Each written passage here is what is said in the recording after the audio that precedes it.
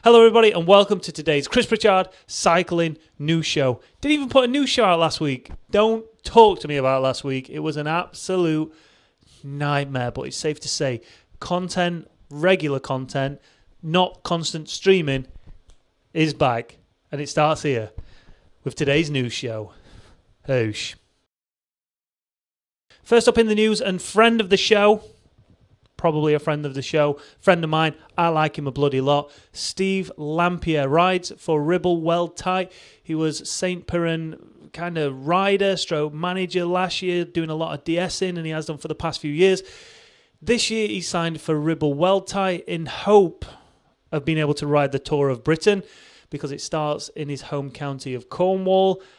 The Tour of Britain isn't going to happen now, and even if it was, potentially Lamps could be missing it anyway after he suffered a pretty serious accident last Wednesday whilst out training. So the first news we got of this was over on the St. Piran website. They'd mentioned that Steve had crashed. Now, a lot of you might also know Steve as Cameron Jeffers' coach, so I reached out to Cam.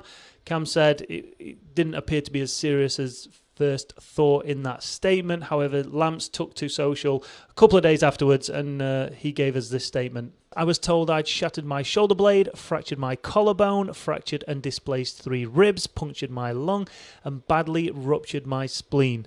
And then also in the statement he mentions what happened in the crash, and basically a van was reversing out of a field. Lamps had nowhere to go. Obviously the van didn't see him. Ended up clipping it or hitting it with his left shoulder and obviously coming off his bike. Serious injuries there from Lamps. So Lamps, on behalf of me and everybody else here, just want to just send my regards. Thinking of you, pal. Hopefully you're going to get better soon. And fingers crossed this isn't the end of his career, because he's getting on a little bit. I hope he won't mind me saying that. He's getting on a little bit. And this was really his kind of almost swan song in a big race like the Tour of Britain. So fingers crossed he will make it next year. I mean, 37, it's fine. He's got years left. But get well soon, Lamps. Get well bloody soon. Next up, and a story that's just been growing and growing over the past week. Now, I'm being serious in that it might sound clickbaity, it might look like a clickbaity thumbnail, but honestly, can Grand Theft Auto potentially take the crown of being the best online training stroke open world cycling indoor platform?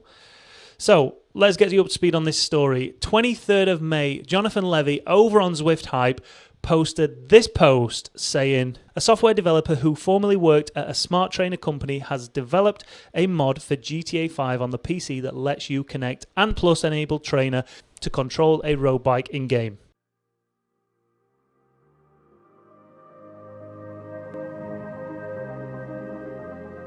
Welcome to GT Bike 5. GT Bike 5 is a mod for GTA 5 that turns a smart bike trainer or turbo trainer into the game controller, making your game time actually training time. You'll have a cycling workout immersed in the GTA 5 world environment. After installing the mod and launching the game, use F5 key to pop up the menu and activate it. A new bike will be spawned and your character will be suddenly wearing a cycling kit. You can select the auto drive feature so you don't need to worry about steering while riding your bike. Finally, select one of the courses included and get ready for some action. This guy developed an interface that allows Grand Theft Auto to speak to your smart trainer and control your bike. I saw this on Saturday night. I just downloaded Grand Theft Auto and I knew on Sunday this is what I was going to do. I was going to try and get this thing to work, and lo and behold, I managed it. 6 hours it took me. I mean, when it comes to technology, I'll be honest, I'm not the brightest spark, but eventually I got it to work, and oh my God, it was... Listen, that game is one of the greatest games ever, in my opinion, right? And to be able to ride my brand new kicker bike, or my smart trainer if I had it still, on that, and be free to go wherever I want and do whatever I want, and have it essentially react and work just like Zwift, game changer. Personally, I don't think the creators of Grand Theft Auto are going to do anything with this. It's just made by the community. The community will hopefully support it, and you'll be able to potentially, download training sessions onto it and be able to make routes a lot easier. It seems very complicated at the minute to make routes. You also get a fit file after the session that loads onto your computer, which then you can upload to Strava, so you still get your data from Strava. It's a wonderful thing. If you want to check out some of my streams, link up there. Go and follow them. Go and give them a watch and see what you think. But seriously, if the creators of GTA took this seriously, could they potentially just wipe the floor with Zwift in one foul swoop? I know a lot of fanboys won't agree with it, but I personally think they would. I mean, a modder has nearly wiped the floor with it, in my eyes. But leave your comments down below and let me know what you think to this brand new mod. Have you tried it? If not, are you going to try it? If you can't try it, what do you think to it? Is it something that excites you? And is it something that you think would keep you on the indoor trainer for a little bit longer than normal? Let me know down below. Next up, and over the past couple of months now, we've seen especially online, we've seen so many people attempting the Everesting challenge. We've seen it so many times on Zwift. We've seen it from our very own Cameron Jeffers. Now, imagine committing to an Everesting attempt. It's hard enough just completing an Everesting attempt. Now, if you don't know what an Everesting attempt is, essentially it is ascending the same height of Mount Everest on the same climb. So essentially climbing, going back down, then climbing again, and then covering all that footage. All right? I don't know how high it is. It's bloody high though, all right? Imagine doing that. You achieve it, you get your name on the Everesting website, you go down in history as attempting and completing the Everesting attempt. That is a feat of sheer endurance, not only physically but mentally. Now imagine doing it in world record time. So not only have you completed that Everesting challenge, but you did it in the fastest time the world has ever seen. You are the fastest ever Everesting attempter.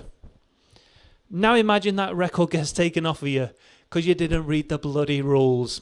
Unbelievable. So you might have seen a couple of weeks ago here on YouTube that Phil Guyman attempted the Everesting challenge.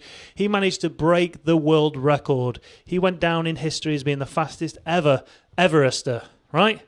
4 days later, a mountain biker named Keegan Swenson ended up breaking that record.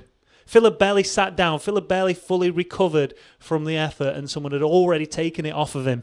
And then a week later, or a couple of weeks later, Emmanuel Buchmann, professional world tour rider for Bora Hansgrohe, he took on the challenge and he beat Svensson's time by 14 minutes to become the fastest ever Everester.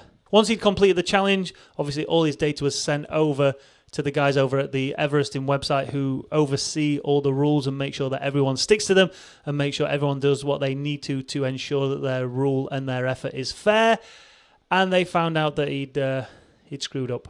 Andy Van Bergen from Hell's 500, who oversee the Everesting challenge and obviously the record attempts to it, confirmed, unfortunately, Buchmann's attempt did not stand as a record for two main reasons. We look at elapsed time, not moving time. It's a shame this rule wasn't adhered to because it's a simple one, but the ride has to be repeats of the same section of hill, and his first repeat was on the other side of the mountain.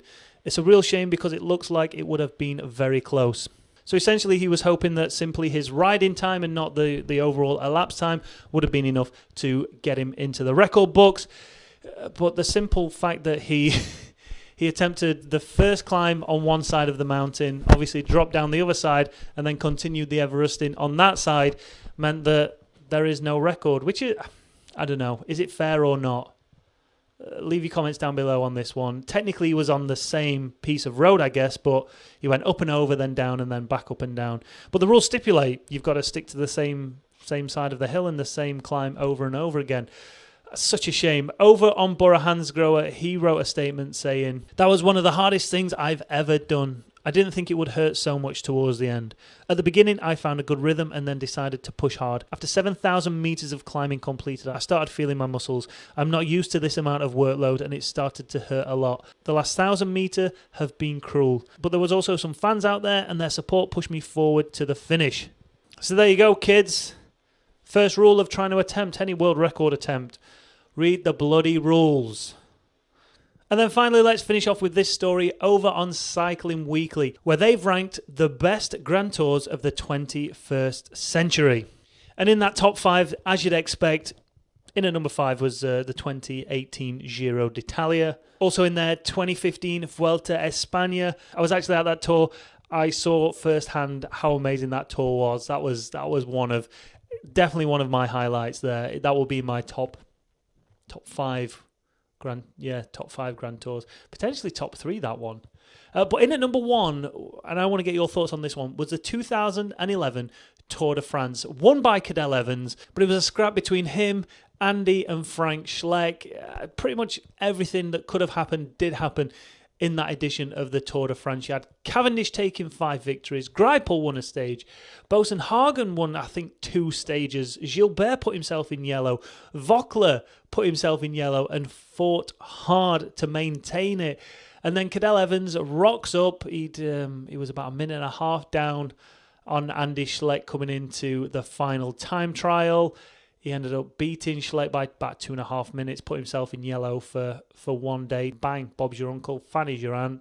Cadel Evans ended up winning that one. But first question, is that the best way to win the Tour de France? To simply slip into yellow on the final stage and take it there? Or is getting that yellow jersey early on and fighting to maintain it and keep hold of it a better victory? I don't know. I want to know your thoughts on that one first and foremost. And then secondly, what is your greatest ever Grand Tour? Whether it be the Giro, whether it be La Vuelta or Tour de France, what edition of one of those 3 Grand Tours is your favourite of all time? Leave your comments down below and let me know why it is. And maybe, if I can find enough footage and enough information on them, then potentially we might do some throwbacks where we go and check out and dive deeper into a specific Grand Tour in a specific year, I guess. That'd be quite fun, won't it? But if you want to go and check out that top 5 ranks all-time greatest Grand Tours, link is down in the description over to the Cycling Weekly website. Make sure you leave your comments down below if you've not done already. Hit that like button, hit that subscribe button. My subscriptions have kind of stopped a little bit, so come on. Feed the ego. Give me some more. And as always, make sure you've hit that notification bell so you know when we go live with our live streams or when we drop brand new videos. Got a live stream coming up tomorrow. Potentially a Zwift race, potentially Grand Theft Auto. Depending what kind of a mood I'm feeling in, I'll choose then. I don't know. Thanks for watching. See you tomorrow. Hey.